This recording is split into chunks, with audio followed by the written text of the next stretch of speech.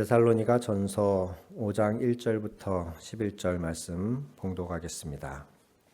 형제들아, 때와 시기에 관하여는 너희에게 쓸 것이 없음은 주의 날이 밤에 도둑같이 이를 줄을 너희 자신이 자세히 알기 때문이라.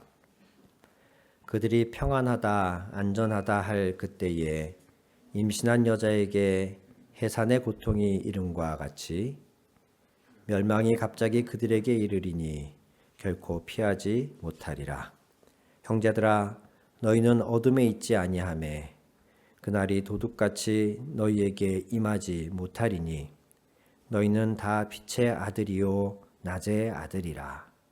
우리가 밤이나 어둠에 속하지 아니하나니 그러므로 우리는 다른 이들과 같이 자지 말고 오직 깨어 정신을 차릴지라. 자는 자들은 밤에 자고 취하는 자들은 밤에 취하되 우리는 낮에 속하였으니 정신을 차리고 믿음과 사랑의 호심경을 붙이고 구원의 소망의 투구를 쓰자. 하나님이 우리를 세우심은 노하심에 이르게 하심이 아니요 오직 우리 주 예수 그리스도로 말미암아 구원을 받게 하심이라. 예수께서 우리를 위하여 죽으사 우리로 하여금 깨어있든지 자든지 자기와 함께 살게 하려 하셨느니라. 그러므로 피차 권면하고 서로 덕을 세우기를 너희가 하는 것 같이 하라. 오늘은 성령 강림 후 마지막 주일입니다. 그리스도 예수가 이 땅에 오심을부터 시작을 하여서 공생의 기간 죽으시고 부활하시고 그리고 승천하시고 우리에게 성령을 보내주시고 그래서 성도들은 지금 다시 오실 그리스도를 기다리며 이 성령의 시대를 살아가고 있는데 이것을 1년 단위로 압축하여 놓은 것이 교회력이다 라고 말씀드린 적이 있습니다. 교회력의 시작은 12월 첫 주 대림절부터 시작이 되고요. 대림이라는 뜻은 대림동의 대림이 아니고 임재, 강림을 기다린다 해서 대림입니다. 강림절이라고도 합니다.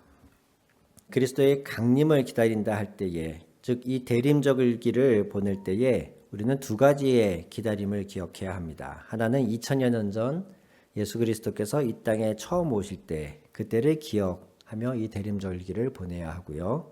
두 번째로는 다시 오실 예수님을 소망하며 기다리는 절기이기도 합니다. 예수 그리스도가 이 땅에 오셔서 우리를 위한 구원의 사역을 마치시고 부활하시고 승천하신 이후에 그때 우리에게 말씀하셨죠. 내가 너희에게 다시 오리라. 다시 오리라. 그래서 초대교회 사람들에게는 이 마라나타 신앙이 굉장히 중요했습니다. 마라나타, 주여 오시옵소서. 재림을 얘기하는 것이 꼭 이단 사이비는 아닙니다. 반드시 기독교 신앙 안에는 이 재림이 포함되어 있습니다. 우리도 사도신경에 그렇게 고백하지 않습니까? 전능하신 아버지 하나님 우편에 앉아 계시다가 어떻게 하신다고요? 거기로부터 우리에게 살아있는 자와 죽은 자를 심판하러 오십니다. 이게 사도신경이에요. 신경은 믿음을 정리해 놓은 것이에요. 우리가 이것을 믿습니다. 적어도 이것을 믿는 그리스도인입니다. 라고 정리해 놓은 것이 신경이에요. 그 안에 우리는 분명히 고백하고 있는 거예요. 하나님 우편에 앉아 계시다가 거기로부터 살아있는 자와 죽은 자를 심판하러 오십니다. 주님이 다시 오십니다. 그래서 그리스도인은 재림에 대한 믿음이 첫째 있어야 하고요. 두 번째로는 재림을 기다리는 자로서의 태도, 삶이 있어야 합니다. 먼저는 우리 안에 재림에 대한 확고한 믿음이 있어야 하고 두 번째로는 그 재림을 기다리는 자로서의 태도가 잘 준비되어 있어야 하는 것이에요. 여기서의 재림은 당연히 그리스도가 이 땅에 다시 오시는 날이기도 하지만 또 우리 개개인의 종말과도 맞닿아 있습니다. 우리 개개인의 종말은 무엇입니까? 내게 다가오는 죽음이죠. 사실 오늘 아침에 잘 다녀올게 라고 우리가 인사하며 가족들이 서로 각자의 일터로 학교로 가지만 저녁 때에 다시 만날 거라고 우리가 어떻게 보장합니까? 나는 30에 죽을 거야. 나는 80까지 살 거야. 나는 100살까지 살 거야. 우리가 다짐하고 장담한다 한들 그것이 우리의 뜻대로 되지 않지 않습니까? 그리스도가 언제 오실지 모른다라고 하는 이 기다림은 결국은 나 개인의 종말을 준비하는 살아가는 것, 의식하며 살아가는 것과도 맞닿아 있는 것이에요. 그래서 오늘 하루하루를 내가 어떤 태도로 살아갈 것인가와 그리스도 예수가 이 땅에 오심을 기다리는 것은 서로 굉장히 밀접한 관련이 있습니다. 바울 사도가 데살로니가 교인들에게 그 얘기를 하고 있는 것이에요. 먼저는 우리 한 장만 앞으로 가셔서 4장으로 가보실까요? 4장 13절을 한번 보십시오. 형제들아, 자는 자들에 관하여는 너희가 알지 못함을 우리가 원하지 아니하노니 이는 소망 없는 다른 이와 같이 슬퍼하지 않게 하려 함이라. 여기서 형제들은 데살로니가 교인들입니다. 여기서 자는 자는 성도 중에 이미 죽은 사람들을 말합니다. 함께 믿음 생활을 시작했는데 같이 교인으로서 성도로서 예배하고 말씀을 나누고 했던 사람인데 어떠한 이유에서건 시간이 흐르면서 먼저 죽는 사람이 생기잖아요. 나이 들어서 돌아가시는 분도 계시고 사고로 사망하는 분도 계시고 이것을 죽음을 믿음 안에서는 잔다라고 표현하는 경우가 많아요. 너희 교인들 가운데에 먼저 숨진 사람들에 관하여는 너희가 알지 못함을 우리가 원하지 아니하노니 이렇게 제가 부정에 부정을 쓰니까 우리가 참 읽기가 헷갈리죠. 너희가 잘 알기를 원한다 이런 뜻이에요. 너희가 믿음 생활하다가 죽은 사람들에 관하여서 그들이 어떻게 됐는지 잘 알아야 한다 이렇게 말하는 거죠. 왜냐하면 그것을 잘 알아야 죽음 이후에 성도에게 오는 닥치는 일에 대해서 잘 알아야 소망 없는 다른 사람들과 같이 슬퍼하지 않을 수 있기 때문이다. 믿음이 없는 사람들, 그리스도를 알지 못하는 사람들, 죽음 이후가 어떻게 되는지 전혀 모르는 사람들은 죽음을 두려워하고 슬퍼합니다. 그러다가 우리가 동일해서는 안 된다는 거예요. 그래서 형제들아 너희가 죽은 자들, 자는 자들에 관하여 너희가 잘 알아야 한다. 알지 못함을 원하지 아니하노라. 이렇게 말하고 있습니다. 그러면서 4장 13절부터 오늘 읽은 본문 5장 11절에 이르기까지 바울 사도는 죽은 자들과 예수의 재림의 관계, 또 예수의 재림 때 우리가 어떻게 살고 있어야 하는지 이것들을 쭉 재림을 주제로 쭉 이야기를 해나가고 있습니다. 분명히 믿지 않는 사람들, 우리 기독교와는 전혀 다른 세계관을 가지고 있는 사람들과 우리와는 죽음 이후를 바라보는 시각, 죽음 이후에 대한 생각이 다릅니다. 그래서 우리가 명확히 해야 합니다. 종종 안타까운 사고로 목숨을 잃는 분들의 기사가 인터넷에 올라오고 할 때에 많은 분들이 댓글이나 포스트잇으로 사고 현장에 이렇게 써놓은 글들을 볼 때가 있어요. 다음 생에는 행복하세요. 이제는 근심이 없는 곳으로 가서 편히 쉬세요. 이런 식의 글들을 토막 글들을 많이 쓰거든요. 공감하고 그들의 아픔을 함께 나누는 차원에서 그런 표현이 정서적으로는 보탬이 될 수 있을지 모르겠지만 사실관계에 근거해서 봤을 때는 우리는 거기에 동의할 수는 없습니다. 명복을 빕니다 라는 표현도 그리스도인들이 쓰는 표현은 아닙니다. 누군가 돌아가셨을 때에 돌아가신 분 고인의 명복을 빕니다 라고 하는 경우가 많은데 명복은 명계에서의 복이에요. 명계는 불교에서 죽음 이후의 세계예요. 죽음 이후의 세계에도 복이 필요하다는 거예요. 이 땅에서 사는 동안도 복이 필요하지만 그래서 돼지머리에 이렇게 노잣돈을 올리기도 하고 돌아가신 분들의 차비 삼아 쓰라고 얼마 돈을 같이 시신에 넣기도 하고 하는 그런 것들이 죽음 이후에 그들에게 도움을 주기 위한 행위거든요. 그래서 명복을 빕니다도 그래요. 돌아가신 분이 명계에서도 잘 지내셨으면 좋겠습니다 라는 의미인데, 우리 그리스도인이 쓰는 표현은 아니죠.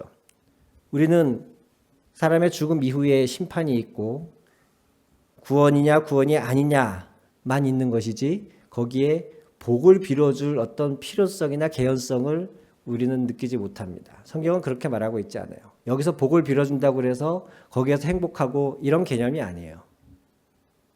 기독교 신학 안에는 우리는 오직 그리스도 예수 안에 있느냐 없느냐, 그거에 따라서 우리의 죽음 이후의 세계가 결정되는 사람들이고 그것을 믿는 사람들입니다.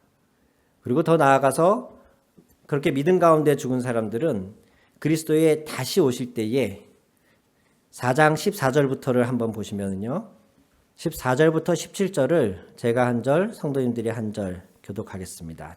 우리가 예수께서 죽으셨다가 다시 살아나심을 믿을진데, 이와 같이 예수 안에서 자는 자들도 하나님이 그와 함께 데리고 오시리라.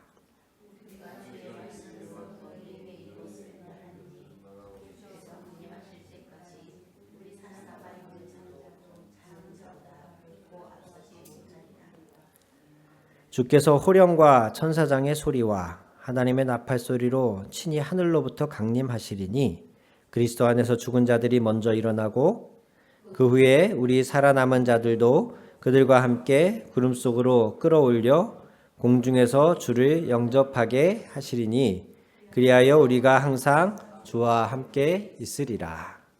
아멘. 4장 14절에서 17절 안에 두 가지를 이야기하고 있습니다. 바울 사도는 첫째, 그리스도가 반드시 다시 오신다. 그것을 강조합니다. 15절을 보세요. 주의 말씀으로 너희에게 이것을 말하노니 주께서 강림하실 때까지 주의 강림이 있으실 것이다. 또 16절에도 말합니다. 주께서 호령과 천사장의 소리와 하나님의 나팔 소리로 친히 하늘로부터 강림하시리니 라고 말합니다. 데살로니가 교인들은 분명히 재림 신앙이 있었는데 그리스도가 다시 오신다는 사실을 믿었는데, 문제는 다시 오시기 전에 죽어버린 이 사람들은 도대체 어떻게 됐느냐, 이것이 딜레마였어요. 그들에게 말하고 있는 겁니다. 예수 그리스도께서 늦어지시는 것 같지만 반드시 다시 강림하실 것이고, 첫째. 그리고 두 번째, 죽은 자들도 함께 일어나서 그리스도와 함께 있을 것이다. 이렇게 이야기합니다. 그리스도의 강림과 죽은 자들의 부활, 죽은 자들을 다시 일으키셔서 그리스도와 함께 하도록 부르실 것을 바울 사도는 강조하면서, 먼저 그러한 두려움에 있던 자들, 불안해하는 자들을 안심시키고 있고요. 그 이후에 5장 1절에서부터 이제는 강림이 분명히 있을 것이니 너희는 그 강림을, 예수의 재림을 이렇게 준비하여라 라고 이야기하고 있습니다. 처음에 설교 시작할 때 말씀을 드렸죠. 우리에겐 두 가지가 필요합니다. 그리스도의 재림에 대한 믿음과 그 믿는 자로서의, 재림을 믿는 자로서의 삶이 필요하다고 말씀을 드렸습니다. 4장 14절부터는 그리스도의 재림이 있을 것을 분명하게 선언하고 있고, 5장 1절부터는 그러니 이렇게 살아라 라고 믿는 자로서의 태도를 이야기하고 있는 것이에요. 참고로 한 가지 더 말씀드리면, 그리스도의 재림과 강림에 대한 믿음은요, 우리가 그리스도를 믿는 바에 영향을 받습니다. 이게 무슨 말이냐면, 그리스도께서 다시 오실 것을 믿을 만한 다른 어떤 근거나 증거 같은 건 없습니다. 예수 그리스도가 이 땅에 2000년 전 오셨던 것은 예수 그리스도와 동행하고 그분의 말씀을 듣고 배우고 그분의 기적을 체험하고 그분의 십자가를 목격했던 분명한 목격자들이 있었죠. 그들조차도 시험에 들어서 예수님을 배신했었지만 부활하신 그리스도를 만남으로써, 또한 성령의 충만한 역사를 입음으로써 그들은 자신의 의지에 의해서, 자신의 논리에 의해서가 아니고 목격한 바, 들은 바, 체험한 바에 의해서 증인이 될 수밖에 없었습니다.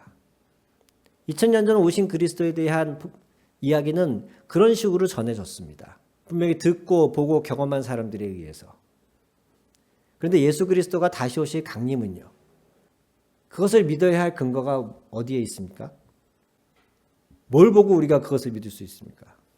제가 아는 선에서는 다른 근거가 없습니다. 오직 예수님이 약속해 주셨기 때문에 우리는 믿는 겁니다. 그래서 우리가 내가 예수 그리스도를 믿느냐의 여부가 다시 오실 것을 믿느냐와 직결된다고 말씀드리는 거예요. 애초에 그리스도 예수에 대한 전적인 신뢰, 그분의 나의 구원자 되심을 고백할 수 없는 사람은 그리스도의 다시 오심도 믿을 수가 없어요. 오직 그분의 약속과 그분의 말씀만이, 성경에 기록된 것만이 다시 오실 그리스도에 대한 증거이기 때문에 다른 그 무엇으로 그리스도 예수가 다시 올 수 있다고 제시할 증거가 없기 때문에 전적으로 내가 그리스도 예수를 신뢰하지 못하면 그리스도의 강림에 대하여 믿을 수가 없습니다. 오늘 본문에서도 아까 이것은 4장에서도 바울 사도가 그렇게 말씀하고 있지 않습니까? 4장 15절에 주의 말씀으로 너희에게 이것을 말하노니 주께서 강림하실 때까지, 이렇게 말해요. 주의 말씀으로 너희에게 이것을 말하노니, 즉 예수님이 그렇게 약속해 주셨기에 내가 너희에게 말한다. 주님이 강림이 있을 것이다. 바울 사도도 다른 근거를 제시할 수가 없는 거예요. 내가 믿고 나를 위해 죽으셨고 부활하셨고 우리에게 성령을 주신 그분이 우리에게 약속해 주셔서 그래서 나도 너희에게 이것을 말한다. 오늘 저와 여러분 안에 나의 죄를 사하신 하나님의 아들 되신 그리스도에 대한 믿음, 그분을 전적으로 신뢰하고 믿는 그 믿음 안에서 다시 오시겠다고 약속하신 주님의 약속이 믿어지시기를 주님 이름으로 축원합니다. 그리고 이것이 믿어짐으로써 오늘의 삶에 변화가 일었기를 주님 이름으로 축원합니다.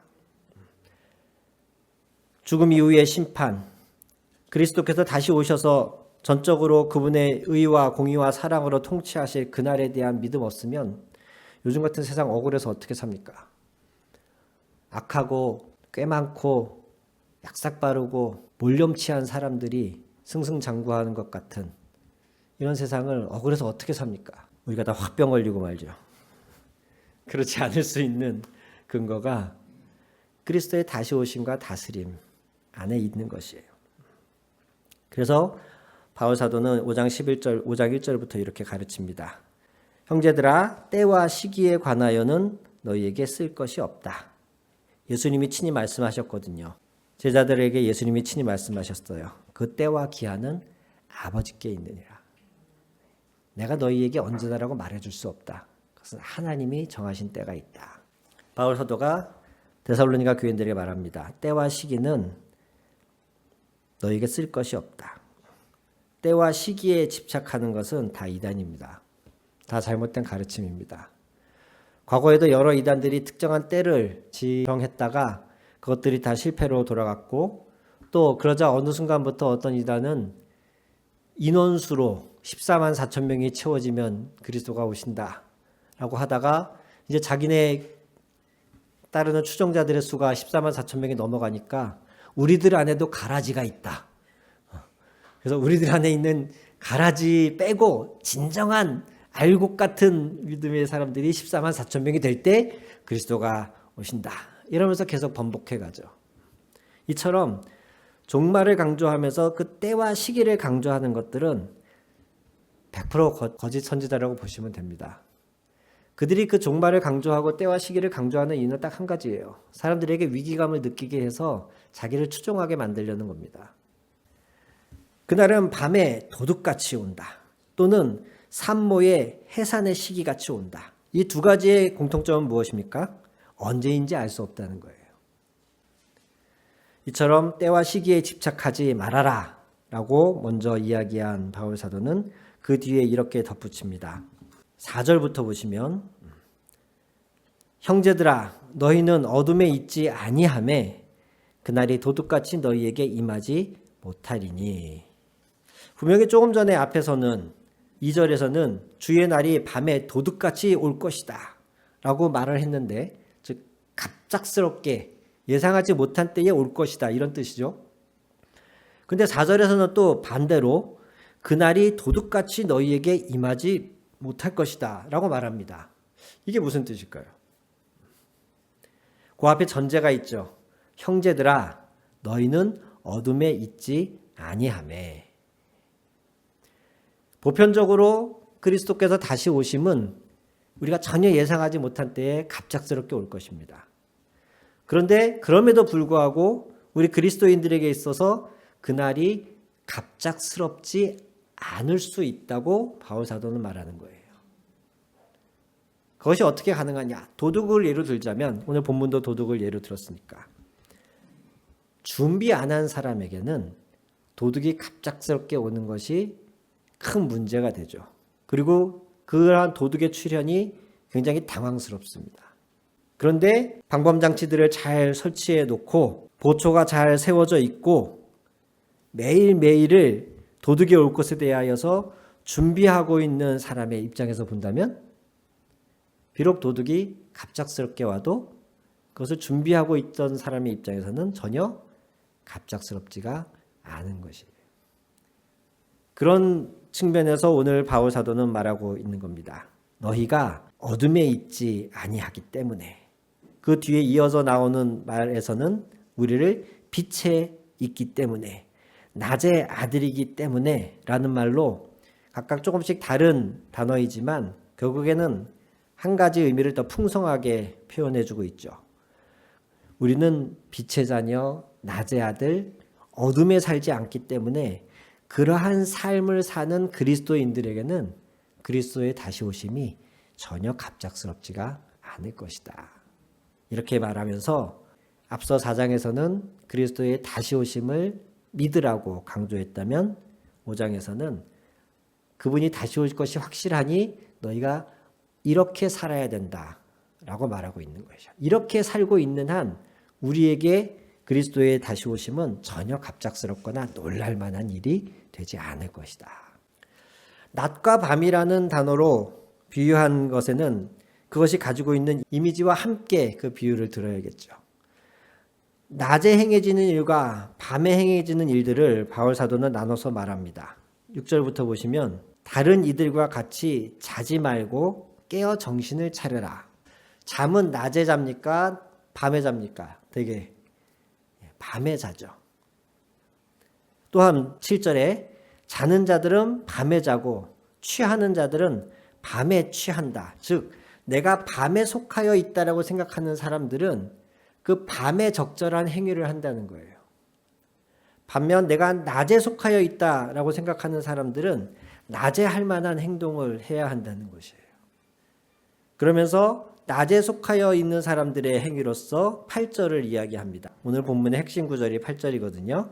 우리는 낮에 속하였으니 정신을 차리고 믿음과 사랑에 호심경을 붙이고 구원의 소망에 투구를 쓰자.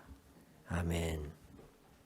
우리는 낮에 속하였으니 그리스도인들은 빛의 자녀이니 우리의 삶은 졸거나 아무 생각 없이 그저 이 세월의 흐름에 맡겨 있는 삶이거나 술 취하는 삶이 아니고, 첫째는 8절에 정신을 차려야 되고, 즉 깨어 있어야 된다고 말하고요.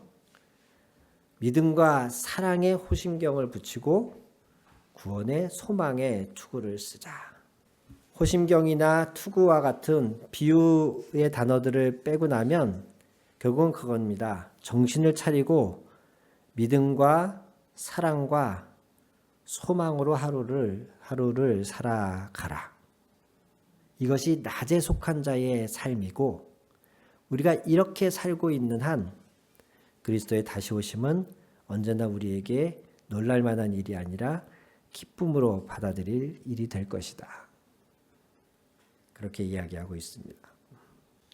하나님에 대한 믿음, 서로에 대한 사랑, 구원에 대한 소망, 이것을 품고 오늘 하루하루를 살아가는 것이 다시 오실 그리스도를 기다리는 삶입니다.